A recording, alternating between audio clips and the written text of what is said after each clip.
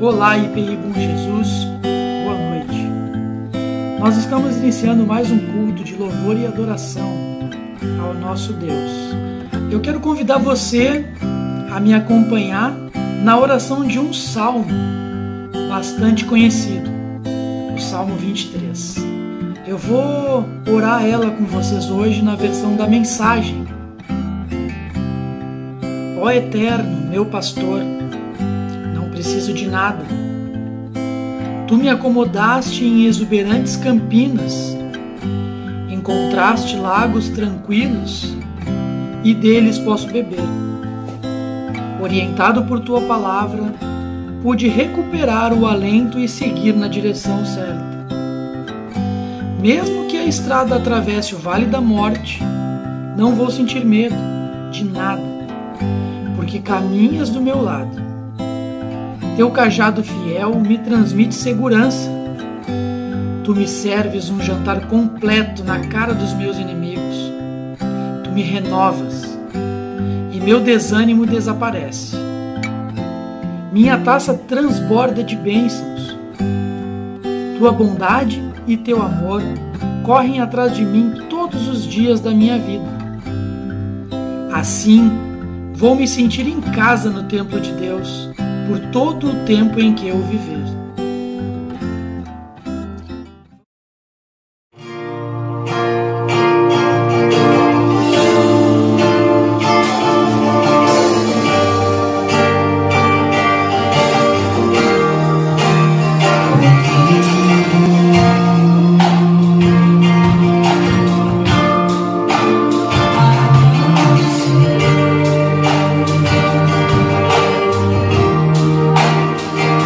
Oh,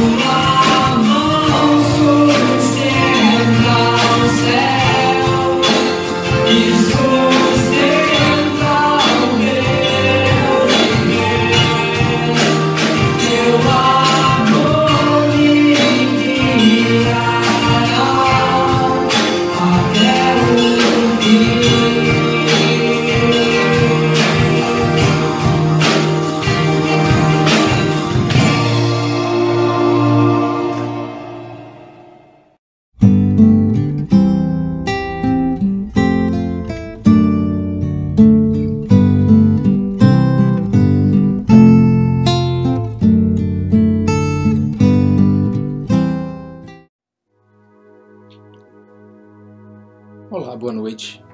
Graça e paz a todos os irmãos. Estamos mais uma vez aqui reunidos para meditarmos um pouquinho na Palavra de Deus. Nosso tema das mensagens desse mês de janeiro é Como você quer viver 2021. Nós vamos falar hoje sobre um desejo que eu acredito ser de todos nós. Queremos viver 2021 sendo felizes. Esse é o meu desejo e eu acredito que é o desejo de todos. Esse será o tema da nossa mensagem de hoje, a procura da felicidade. Vamos orar? Deus amado, Pai de bondade, Pai de misericórdia, nós nos colocamos na Tua presença, ó Deus. Pai, nós temos a certeza que o Senhor é um Deus de amor, um Deus de misericórdia e que almeja a felicidade dos Teus servos. Pai amado, que nós possamos a cada dia reconhecer a Tua grandiosidade, que nós possamos a cada dia reconhecer que o Senhor é o único que pode nos dar essa alegria para vivermos dia a dia. Pai amado, nós somos gratos ao Senhor por isso, por cada momento das nossas vidas onde nós percebemos que o Senhor está agindo, que o Senhor está transformando, que o Senhor está nos tornando cada vez mais servos autênticos, servos capazes e servos de coração aberto para louvar e engrandecer o Teu nome. Pai amado, no nome de Jesus nós clamamos, esteja conosco, nos abençoando e nos guardando. Em nome de Jesus. Amém, Senhor. Diariamente, nós buscamos encontrar a felicidade, não é verdade? Pode ser na vida familiar, pode ser na profissão, em bens materiais. Diariamente, nós almejamos sempre isso. Eu quero ser feliz, quero a felicidade. A própria filosofia, a psicologia e a religião, elas conceituam o que é a felicidade, o que é ser feliz. O filósofo Aristóteles, ele escreveu um livro exclusivamente falando sobre a felicidade. Esse livro se chama Ética a Nicômaco. Nicômaco era o filho de Aristóteles, então ele escreveu esse livro para o seu filho. Para Aristóteles, o ser humano ele é um animal racional, um ser que possui um corpo, que tem sentidos e tem desejos, mas também um ser que pensa, um ser que raciocina. Então, dessa forma, Aristóteles define a felicidade humana como viver em uma vida tranquila, equilibrada, entre as vontades do corpo e da razão. Tem que haver, segundo Aristóteles, esse equilíbrio entre o corpo, o desejo do corpo e a própria razão. Proposta pelo psicólogo russo Mihaly, nós temos uma representação, por parte da psicologia, de uma representação de como é a felicidade. Ele chama a felicidade de estado de flow, ou fluxo. Esse gráfico que nós estamos vendo agora, neste momento, representa isso. Nós temos, de um lado, o desafio, os desafios que nós temos na vida. De outro lado, nós temos as nossas competências ou as nossas habilidades. E o equilíbrio entre o desafio e a competência nos dará exatamente esse estado de flow ou esse estado de felicidade. Segundo a psicologia, é essa a concepção de felicidade. Se trata de um bem-estar tão intenso quando se faz algo que você aprecia que o tempo parece que passa mais rápido. Quando aqueles colegas, né, aqueles que gostam de futebol, quando você está assistindo uma partida de futebol, está jogando futebol, você percebe que o tempo passa muito rápido. 45 minutos, 90 minutos passam muito rápido e você imagina, nossa, o tempo passou rápido demais. Na realidade, isso se traduz como felicidade, ou esse estado de flow, em que o tempo ele passa de forma distorcida para aquela pessoa que está ali. Ou seja, a felicidade nos dá essa sensação de que o tempo passa diferente. Em todas essas definições científicas ou filosóficas, existe um consenso. A felicidade é um momento e não uma continuidade. Ela pode durar um certo tempo, mas fatalmente ela vai passar. A religião cristã, em especial, ela também trabalha o tema da felicidade, mas numa perspectiva um pouco diferente. A religião ela trata a felicidade como a decorrência de uma vida consagrada a Deus e que sim, é possível que essa felicidade seja eterna e não passageira como os conceitos da psicologia e da filosofia. Mas sabe como fazer a sua felicidade se tornar eterna? Jesus Cristo, ele vai nos ensinar como ser feliz assim. Para o nosso texto de meditação, nós vamos tratar do Sermão da Montanha. Ele está lá no livro de Mateus, no Evangelho de Mateus, nos capítulos 5, 6 e 7. Nós vamos falar parte desses capítulos no decorrer da nossa mensagem dessa noite. Esse Sermão da Montanha, também chamado de Sermão do Monte, ele ocorreu ali às margens, do Mar da Galileia. Ele pode ser considerado como um resumo dos ensinamentos de Jesus a respeito do reino de Deus, do acesso ao reino e também da transformação que esse reino produz. Esse sermão ele foi dirigido ali inicialmente aos discípulos e ele traz um contraponto, digamos assim, às atitudes de alguns religiosos da época, entre eles os fariseus, saduceus, os essênios e até mesmo os zelotes. Em Mateus 5, versículos 1 e 2, está escrito: Vendo Jesus as multidões, subiu ao monte, e como se assentasse, aproximaram-se os seus discípulos, e ele passou a ensiná-los.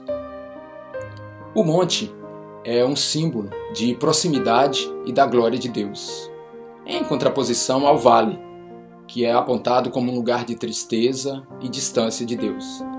Quando nós comparamos ali no Velho Testamento, a lei, os 10 mandamentos, foram entregues a Moisés no Monte Sinai. E quando nós percebemos um momento de tristeza do povo, ele clama a Deus, está ali nas Escrituras Sagradas, pedindo a presença de Deus para livrar no vale da sombra da morte. Então nós temos essa posição do monte como algo importante para o cristianismo. Jesus subiu ao monte e se assentou. Está ali nesse versículo que nós acabamos de dizer. Mas por que Jesus se assentou? A resposta é porque ele iria ensinar. Na cultura daquela época, quando algo importante seria falado, era costume se sentar para dar atenção e ter tempo para ouvir. Representava um ensinamento formal, pois ensinar de pé, naquela época, era considerado de forma informal. E Jesus tinha algo muito importante para dizer a seus discípulos, acerca do maior desejo da humanidade, a felicidade. Em Mateus 5, dos versículos 3 a 11, Jesus apresenta as qualidades daquela pessoa que é feliz. São as chamadas bem-aventuranças. Quando nós olhamos no dicionário, bem-aventurado, uma das suas traduções quer dizer feliz. Então, bem-aventurado é feliz. Ali nesses versículos nós encontramos: bem-aventurados os humildes de espírito, porque deles é o reino dos céus. Bem-aventurados os que choram, porque serão consolados. Bem-aventurados os mansos, porque herdarão a terra. Bem-aventurados os que têm fome e sede de justiça, porque serão fartos. Bem-aventurados os misericordiosos, porque alcançarão misericórdia.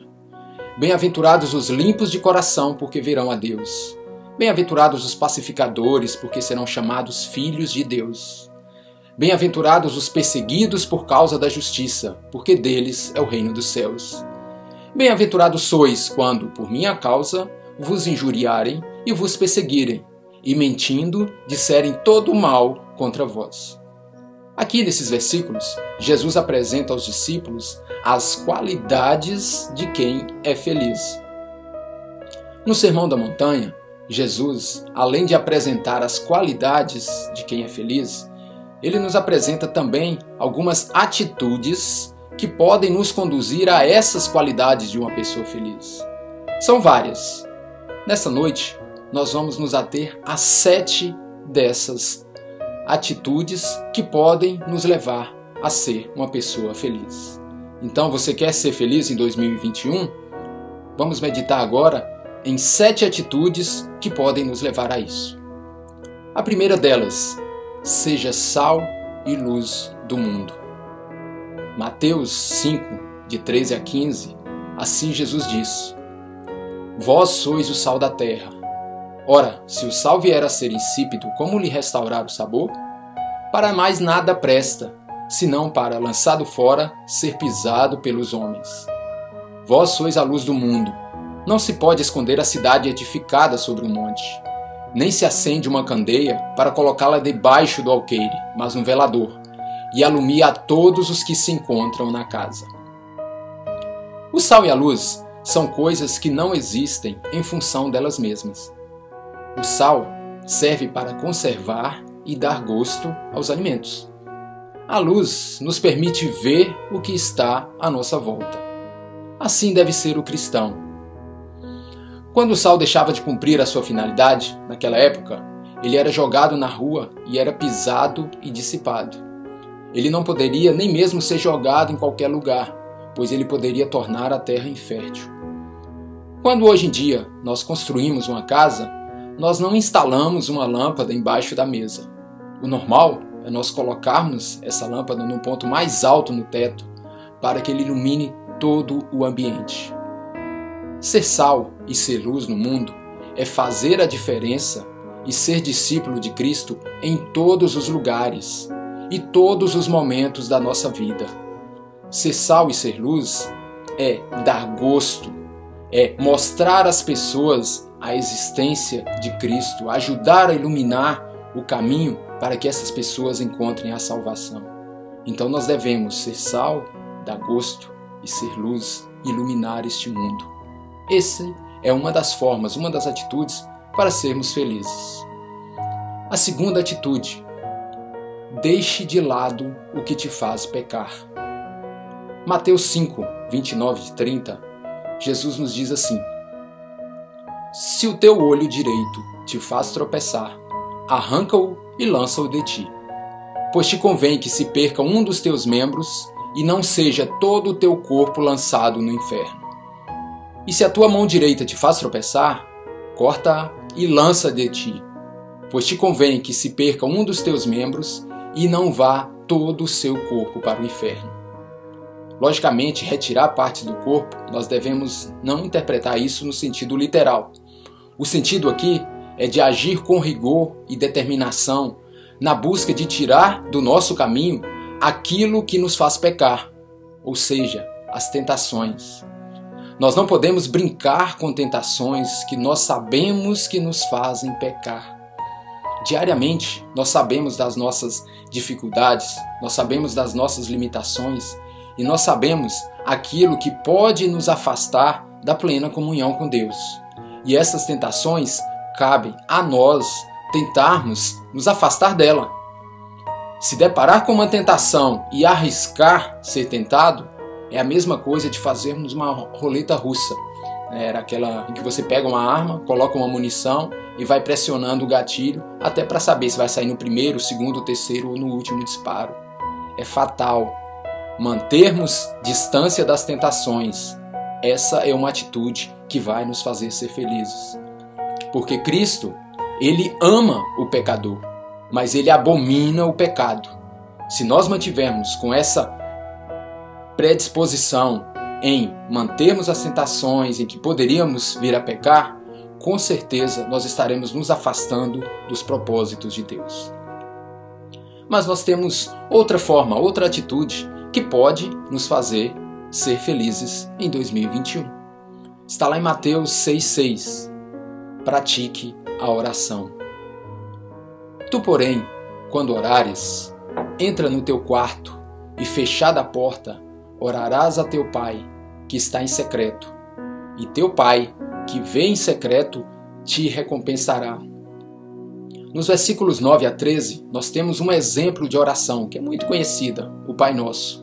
Então peço a você que depois dê uma olhada e medite em cada uma das palavras desse exemplo de como orar ao Pai.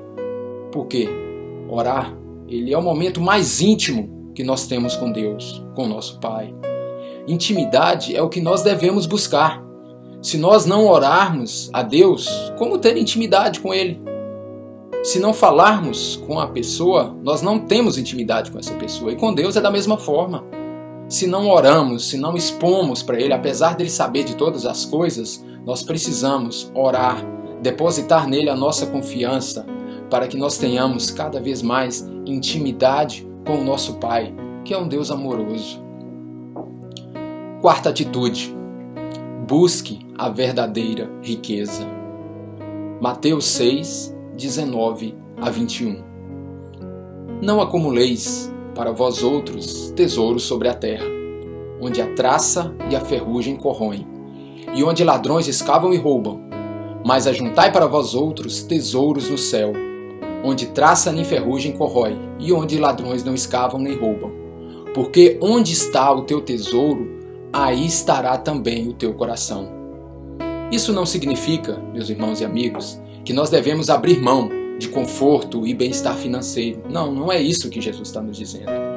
O sentido desse texto é que juntar bens e riquezas não sejam um fim em si mesmos, e que não estejamos dispostos a fazer tudo, qualquer coisa, para adquirirmos essas riquezas. Porque onde estiver o nosso coração, ali estará o nosso tesouro. O nosso coração precisa estar em Cristo e não nos tesouros aqui da terra. E nesse ponto a gente precisa falar do exemplo que o cristão precisa demonstrar, que é a honestidade. Nós vivemos hoje uma crise de identidade.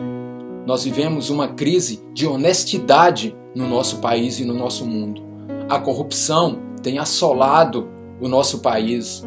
Nós percebemos ultimamente pessoas que estão morrendo em razão dessa pandemia, e nós sabemos que a corrupção é uma das grandes responsáveis por isso.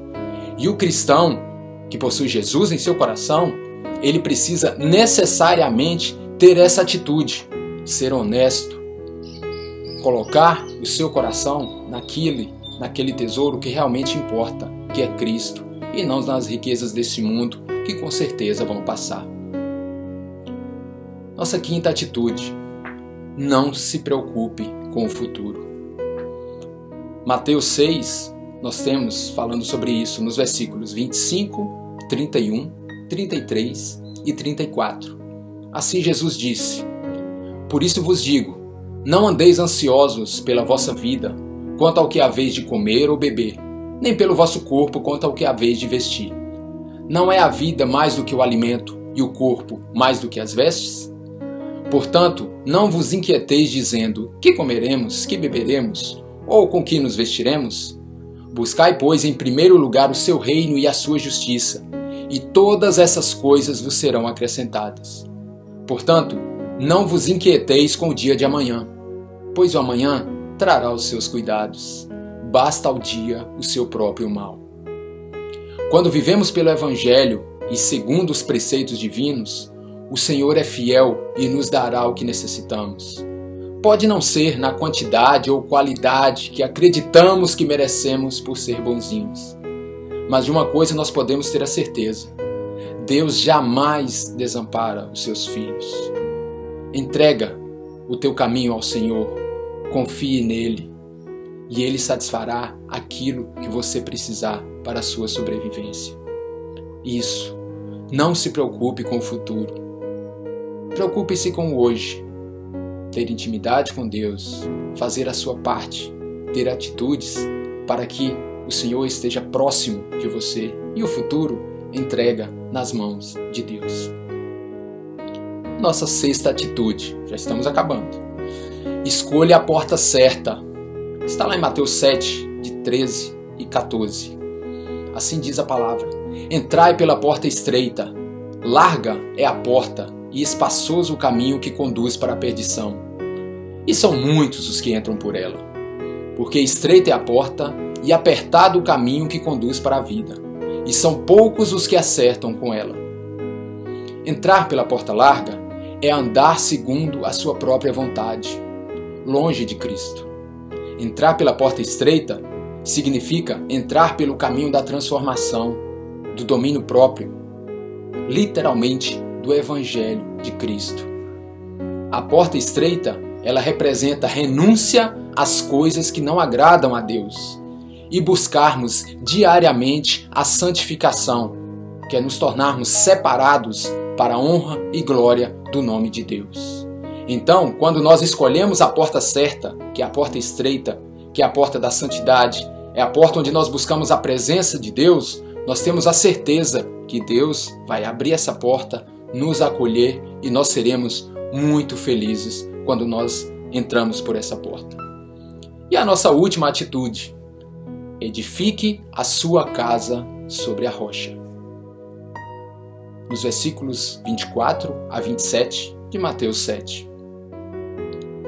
Todo aquele, pois, que ouve estas minhas palavras e as pratica, será comparado a um homem prudente que edificou a sua casa sobre a rocha. E caiu a chuva, transbordaram os rios, sopraram os ventos e deram com ímpeto contra aquela casa, que não caiu, porque fora edificada sobre a rocha. E todo aquele que ouve estas minhas palavras e não as pratica, será comparado a um homem insensato que edificou a sua casa sobre a areia. E caiu a chuva, transbordaram os rios, sopraram os ventos e deram com ímpeto contra aquela casa, e ela desabou, sendo grande a sua ruína. Essa parábola, ela se resume em duas palavras: ouvir e praticar. Edificar a casa na rocha é ouvir a palavra de Deus e a colocar em prática diariamente. Ouvir e praticar. Edificar a casa na areia é ouvir e não praticar. Essa é a diferença, essa é a chave dessa parábola. Ouvir a palavra e praticar no dia a dia.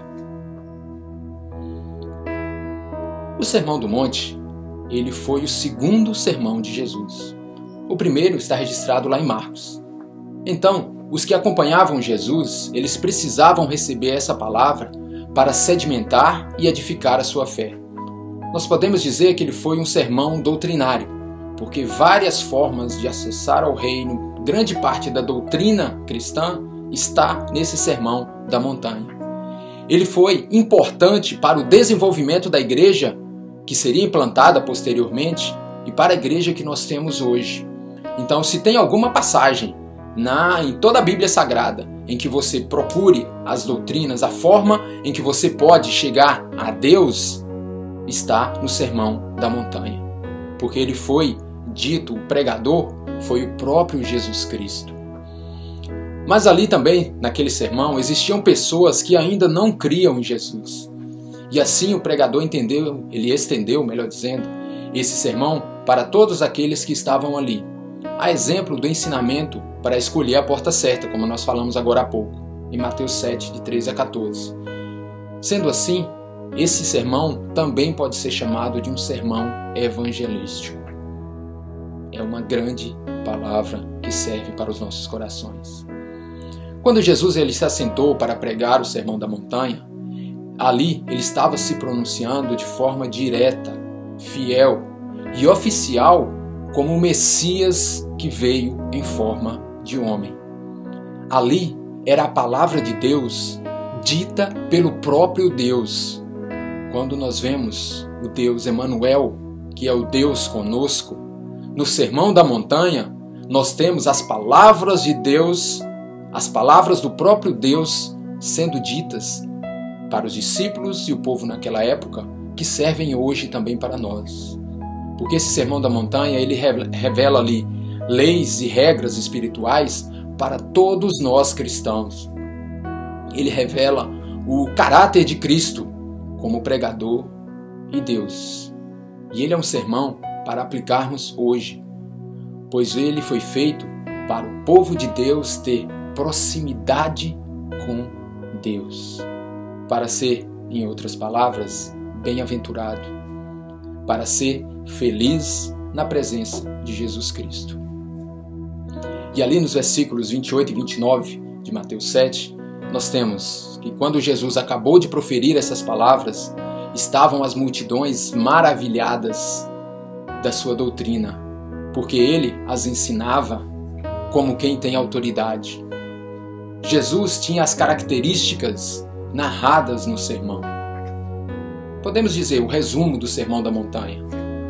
A felicidade plena só vem quando nos entregamos verdadeiramente aos pés de Jesus.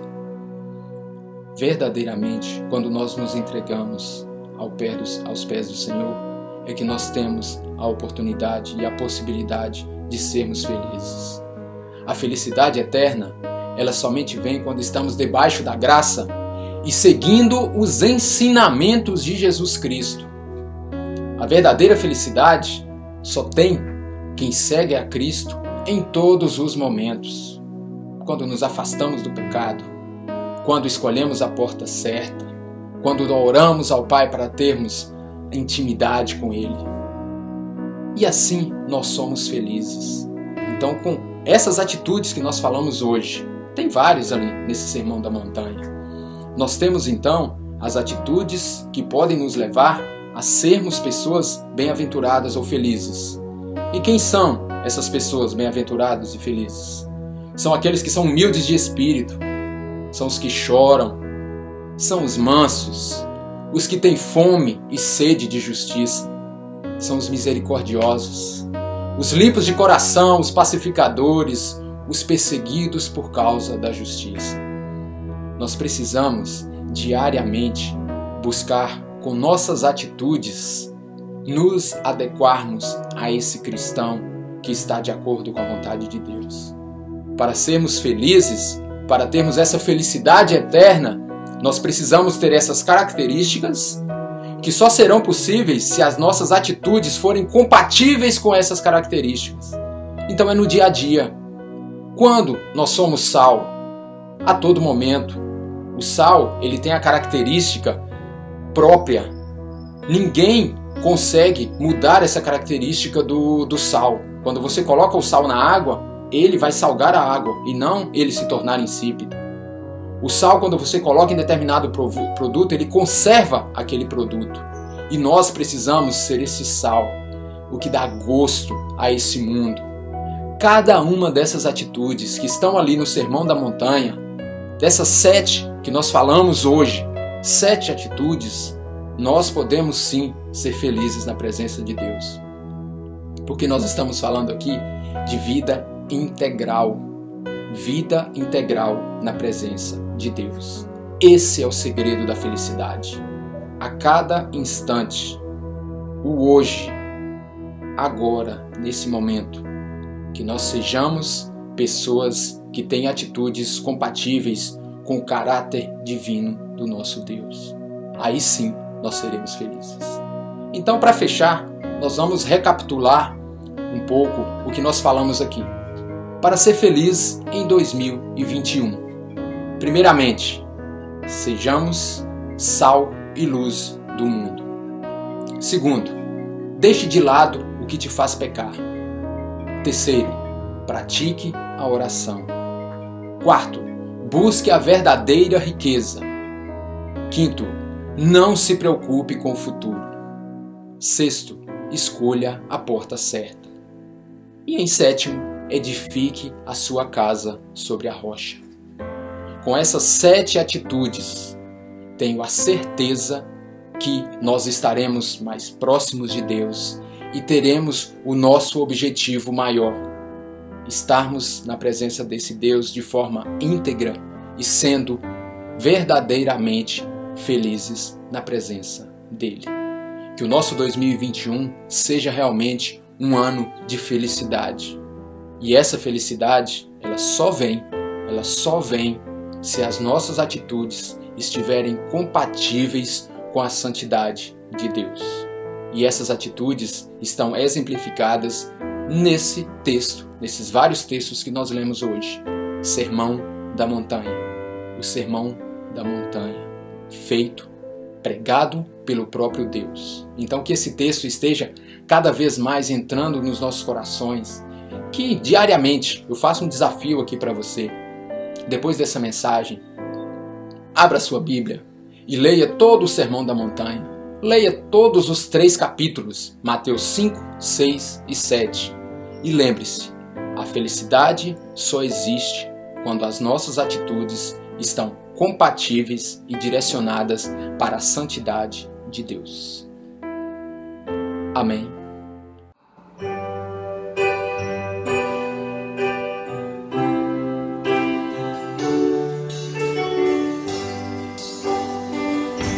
Em nós que as forças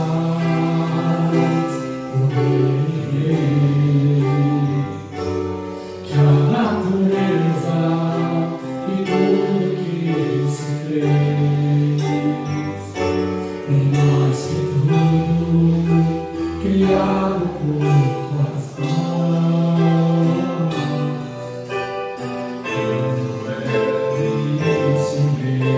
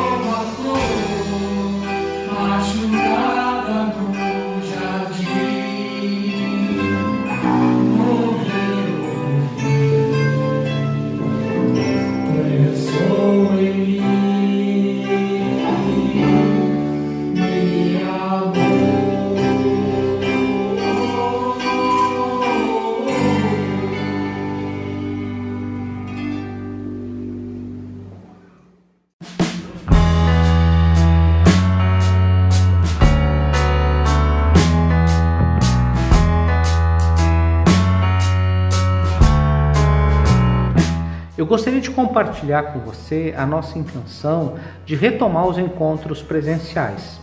ele será no próximo domingo, dia 7, às 10 horas da manhã. Esse encontro, ele vai ser limitado a 15 pessoas, vai ser um encontro objetivo, de forma que nós possamos nos encontrar uns com os outros. Terá todo o protocolo de saúde, teremos o distanciamento social, teremos a obrigatoriedade do uso de máscaras e também à disposição o álcool gel.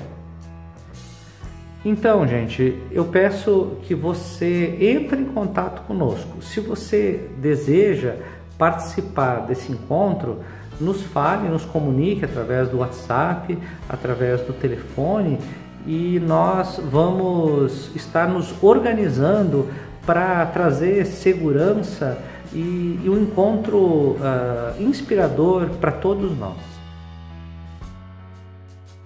Vamos orar? Pai de amor, Pai querido, eu peço em nome de Jesus que Tu esteja nos dando a Tua bênção nesse novo momento para a nossa comunidade. Nos dá sempre sabedoria e discernimento para que possamos ter experiências que sejam ao mesmo tempo profundas, que dê essa oportunidade de comunhão, ao mesmo tempo que nos dê segurança. Então abençoe as nossas vidas, a igreja, a todos os nossos projetos, e que nós possamos não apenas continuar, mas ampliar sempre aquilo que Tu tem proposto para nós, que é levar o reino de Deus e a vida de Jesus Cristo para toda essa cidade e para o mundo inteiro. Eu peço, Deus, em nome de Jesus, que Tu nos acompanhe e nos proteja em todo momento. Por isso, oramos em nome de Jesus. Vamos invocar a bênção do nosso Deus. Que o Senhor te abençoe e te guarde, que o Senhor faça resplandecer o seu rosto sobre ti, tenha compaixão de ti e te dê a paz. Que a graça do nosso Senhor e Salvador Jesus Cristo, que o amor infinito de Deus o Pai e as consolações do Espírito Santo estejam sobre a tua vida e sobre ela permaneçam hoje e sempre. Amém.